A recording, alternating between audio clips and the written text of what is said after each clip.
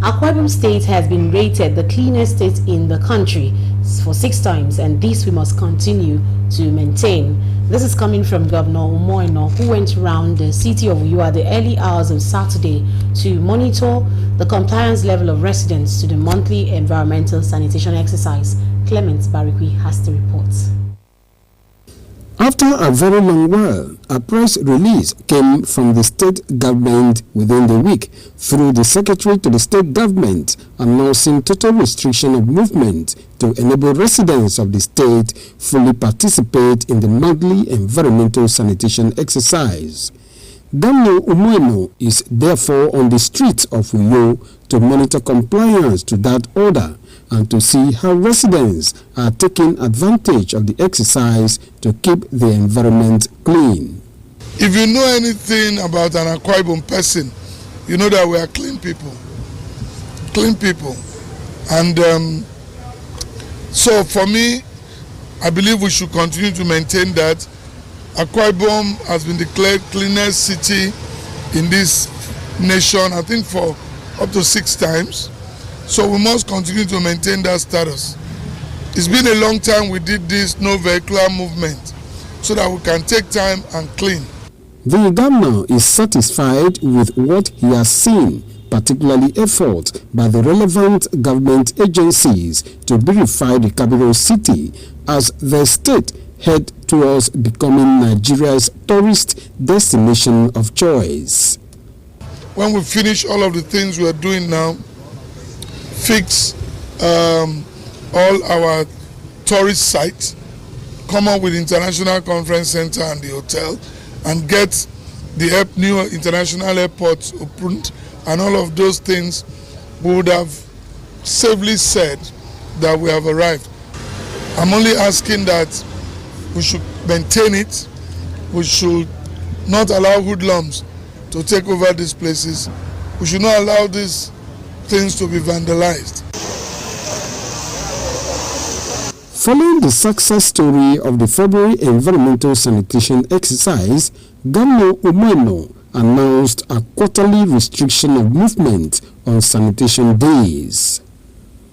Clement Barikui, NTA News.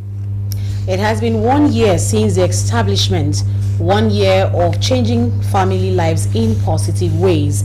It is a golden initiative for all. GIFA, the pet project of the late First Lady of Akwa Ibom State, Patience Umoino. Through the death of the initiator, which evokes a deep sense of loss at a time like this, the effective representation of her daughter, Mrs. Helen Inobariki, as the First Lady designate of Akwa Ibom State, who gathered stakeholders and the creme de la creme to celebrate the project's first anniversary, leaves no one in doubt of her capacity to carry on in the footsteps of her mother.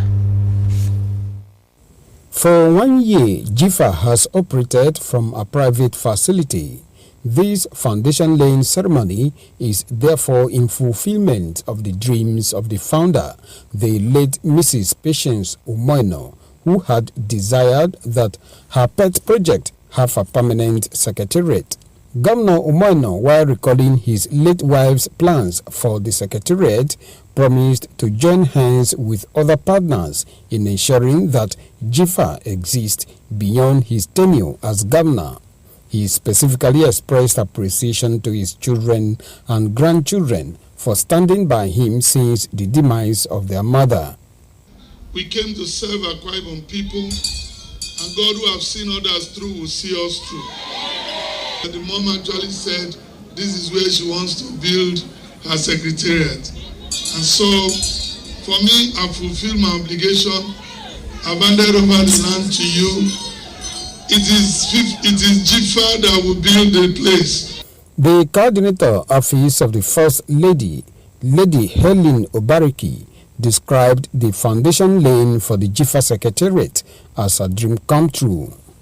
We are very happy as a team that we have a place that we can call home, because where we are is borrowed land, and so we're worried that after your administration, GIFA would be no more. But we are glad that, we're commissioning or flagging off this project, And we know that even after your 8 years in office, by God's grace, Jifa will still have a place to call home, and we can continue with the legacies of my mother, Pastor Patience Moeno. Speaking shortly before the ceremonial laying of foundation, Reverend Simeon Afalabi hopes Jifa will impact more generations yet unborn, since it is a well-articulated dream. We're here today for a dream that was well-articulated. And although the initiator is no longer physically with us, the initiative continues to be a blessing. High point were special prayers and symbolic laying of foundation for the Jifa Secretariat located at A-Line, Ewet Housing Estate, Uyo. Clement Barikui, NTA News. That was actually the report by Clement Barikui on the foundation laying ceremony of Jifa Ultra Modern Secretariat here in Akwa Ibom State. Moving ahead now, Akwa Ibom State residents are eagerly awaiting the inauguration of the new Executive Council members who are expected to assume office on Monday, February 24, 2025. Today, Etienne Oiba interacted with some Nigerians in Uyo and filed this report. For improved governance, infrastructure development, and economic empowerment, Akwa Ibom citizens are counting on the new executives to deliver on Governor Moeno's Arise agenda. I'm looking forward to see a very vibrant, structure, continue from where the last administration started. We need commissioners that will be going out to their ministries to work and treat the files on their tables, working assiduously for the growth of Akwa Ibom. In essence, I pray for a crop of commissioners that are not lazy, those that are hardworking, those that are interested in the growth of Akwa Ibom. Getting the doctors on that cabinet is a very good one to fulfill their Rise agenda, which I know that they will do much, and Her Excellency have done well to look out for professionals who can take his agenda to the highest esteem. They also list key areas of focus for the soon-to-be inaugurated new executives. The number one area would be how to create jobs for the teeming youth population. Akwa Ibom State. The other sector that I would want the new exco to look into would be to declare some kind of emergency on the educational sector. Most of the primary schools that we have, some of them are not in good condition. There are no roads to most of the rural areas. I expect the Commissioner for Works to have these as an agenda for his ministry. Commissioner for Justice, we need befitting courtrooms in Akwa Ibom. Some of the courtrooms are really nothing to write home about. They don't depict this beautiful state of Akwa Ibom. If you look at the states spanning from the last projects around us, you see he had been able to continue from where the last government stops in terms of road, in terms of healthcare, in terms of agriculture and all that. Doing so far in the health sector, trying to get more health, primary health centers around the state, and I wish that as we do that, we have to get more health, reach out to more people in the communities, employ more doctors and nurses, so that they not just the structures, so that we'll have human capacity in that building working. With 27 nominees cleared by the Akwa Ibom State House of Assembly, expectations are high for the new executive members to make a positive impact on the state. Etienne Oibanga, NTA News. Journalists are usually referred to as watchdogs of the society as they strive to serve and correct societal evils. This enormous responsibility, media personalities should be encouraged to continue with the task of sanitizing the society. This was a scenario that played out at the Nigerian Union of Journalists Cross River State Council during the unveiling of the NUJ Hall of Fame to recognize past leaders and veterans for their contributions to the noble profession. There was a solemn assembly to mark the State's Council Chairman's birthday, who is also an Assistant Manager News and Current Affairs, NTA Calabar Archibald Mbasi. Eric Ivy has details of these 3-in-1 celebrations.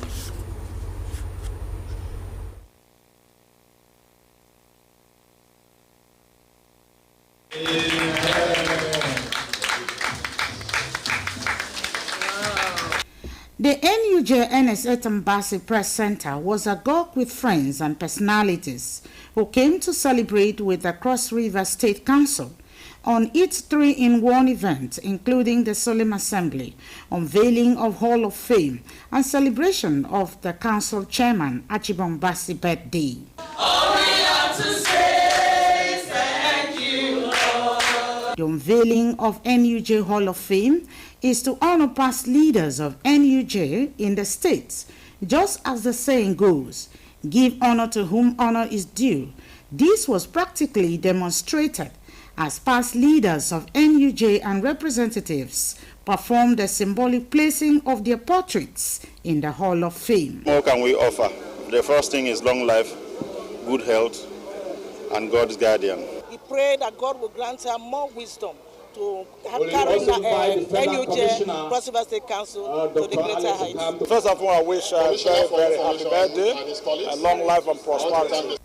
NUJ Chair expresses gratitude to God for the gift of life and the opportunity to serve in that capacity. A lot of people don't know who had sat as chairman of NUJ. And so while I was thinking of what to do on my birthday, I felt that I could actually use this opportunity to put out the history of NUJ out there. It was necessary for us to have a Hall of Fame where we can have the pictures of all the former chairmen. I mean, there's a way women organize things. She has come and added so much life. To officiate the cutting of the birthday council. I would like to have the look at our Hall of Fame. Look at the hall is very bright and colorful. The occasion also coincided with the chairman's birthday as she found herself with friends, colleagues, and loved ones. J E E S U and S. Earlier, there was a solemn assembly where the guest minister, Reverend Patient Atep, in her message, "It is well with you," encouraged Christians to remain steadfast and hopeful in God in spite of life challenges. The solemn assembly featured worship, praises, and prayers. There is there's no one like him. The occasion afforded journalists an opportunity to share experiences and unwind. In Calabar, Erika Evie, NTA News. While illness is not expected to be a death sentence, being physically challenged is also not enough reason to sacrifice one's aspirations and ambitions. This is the spirit demonstrated by 20-year-old physically challenged Hanafi Awal Abdullahi, who works on his hands and fends for himself. He wants to pursue his dreams and aspirations of becoming a computer scientist despite his condition, having made 9 credits at a sitting in his secondary school education in Mina. Hanafi, who has never resorted to begging to earn a living, now seeks a scholarship to further his education at the university. Our correspondent Moktawo has this inspiring story. 20-year-old physically challenged Hanafi Awal Abdullahi hails from Danzugu village in Kokobethi local government area of Kebbi State. He was brought to Niger State by his brother 10 years ago in search of Islamic education in the Al-Bishri area of Mina. Destiny made Hanafi Awal to cross paths with Zainab Musa, a petty trader in the area. Initially, their relationship was that of a trader and customer, even though she sometimes offered him free food. Over time, the relationship evolved and Zainab adopted and integrated him into her family. Hanafi's foster mother describes him as a very resourceful, skillful, and talented person who shows respect and regard for anyone who comes in contact with him. With the help of her husband, Zainab enrolled Hanafi into formal school, having shown interest. After persistent persuasion, Hanafi's Islamic school teacher finally agreed we should enroll him in Western education. Fortunately, my husband and his brother stepped in to sponsor him, as many others who had earlier promised to help ultimately failed to do so. The physically challenged Hanafi Awal Abdullahi shared his life journey, stating that he had never begged nor hoped for his daily bread, thanks to the support from Zainab's family. A trending video clip on social media, however, shows Hanafi hawking sachet water to earn a living in Abuja. See how this young man is disabled, but he never allowed those things to weigh him down. He still put more effort to hustle for his daily bread. It's one of my cousin brothers who is living in Abuja again. Then after I graduate from SS3, when I get the holiday, then I say I want to go and stay with him. Then after I went there, there is one day I'm going out, one guy, Sunday Brave, say he will do me a video. Then when we do the video, maybe you can get someone that can help me with either wheelchair or something that I can be working with. Then when we do the video, one man from Canada, Mr. Julie K, is one that sent money to him, said that he should buy me a wheelchair. Then he buy me the wheelchair. Okay, the guy asked you to sell it? Yes. Yes, sir. He asked you to sell it? Yes, sir. This notwithstanding, it is worth noting that Hanafi Awal excelled in Sangaya primary and secondary schools, as attested to by his teachers and colleagues who are proud of his achievements. Ending of that, the boy took first in his science subjects, and that time we are praising that by the grace of God he will be a doctor in future. He was one of our best students for that is 2024 academic section. If he doesn't understand mathematics, you do follow me down to class and say, Auntie, please help me, this area I don't know it, because you don't want to suffer in life, that education can carry into any length. Their testimonies are not surprising, given his impressive performance in NECO SSCE result, where he earned 9 credits, including mathematics and English language. While Hanafi's foster mother emotionally appeals for more support to enable him to continue his education, Hanafi is also seeking assistance from authorities, corporate bodies, and well-meaning Nigerians to pursue his dream of becoming a computer scientist in any reputable university. If I get someone that can stand for me to go to university, I will like it. You know, so everything have changed. This man have tried. Hanafi Awal is also concerned about his broken down motorcycle, which was donated to him by a public servant during his secondary school period. The motorcycle needs repair after a road crash he was involved in August 2024. All right, we'll pause and take some messages now. More news after. Stay with us. Hi, my name is Catherine Vasi and I am a realtor. Have you ever wondered how a beautifully finished home, offices or apartment will be? That is why I am introducing Chima's Power Plaza to you. Whether you're a resident of Uyo, it's Enviro, or even in the diaspora, Chima's Furniture is set to transform the status of your home and offices. Get in touch with us for your dining set, chairs, TV and mirror consoles, table, wine bar, and lots more. Call the number on your screen as you can pay instrumentally and have any furniture delivered to your doorstep. Or visit our head office at number 124 Accra Road. Branches at number 5 Nepal Line and 149 Accra Road, all in Uyo, and you'll be glad you did.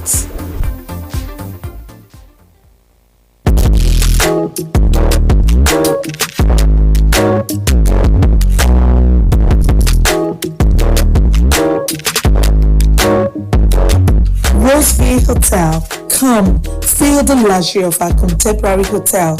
We offer lodging and accommodation.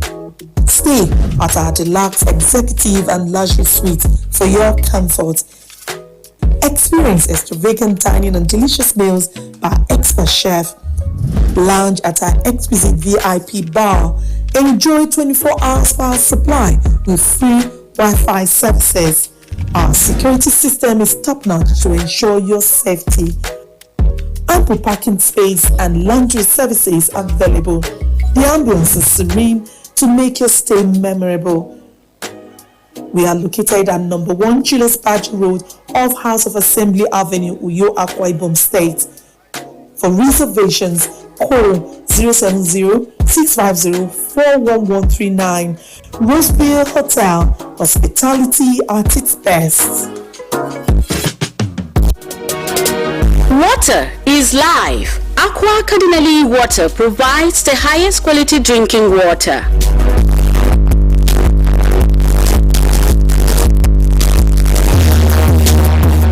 Aqua Cardinali Water is owned by the Catholic Diocese of Uyo, produced and packaged by Cadisen Enterprises Nigeria.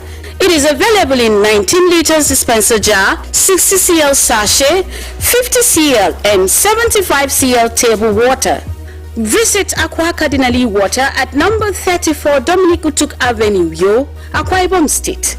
Drink Aqua Cardinali Water, certified by NAFDAC and Standard Organization of Nigeria. Call 0903-288-2958. Aqua Cardinali Water. Drink pure. Stay healthy.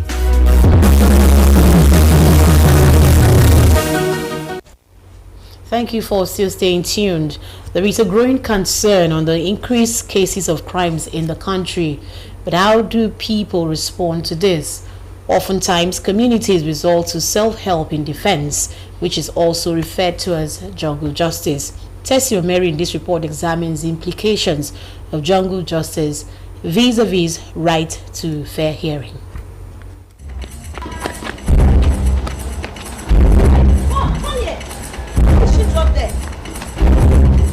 Somebody's bag. Hey, come here.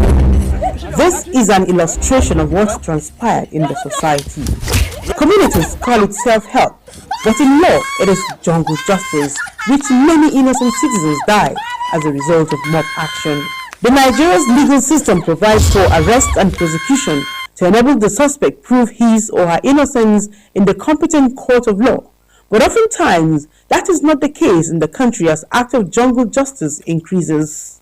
No matter the degree of frustration or lack of faith that an individual may have in the justice system, it does not in any way justify a mob action or jungle justice, because those are processes that are clearly... When the act of jungle justice is committed, there is no room for further investigation into the broader perspective of the crime, thereby encouraging recurrence. People are increasingly losing faith in the justice, access to justice structures. The weight of the economy on the people is shortening the fuse of people. So it's like with the short fuses, people blow up easily. Although communities most times accuse security agencies of compromising during arrest and investigation, but finding shows that consequences of jungle justice outweighs its gain. You rush into taking action, it doesn't solve the problem. So our response has always been 5 minutes. So once we get the information, we rush.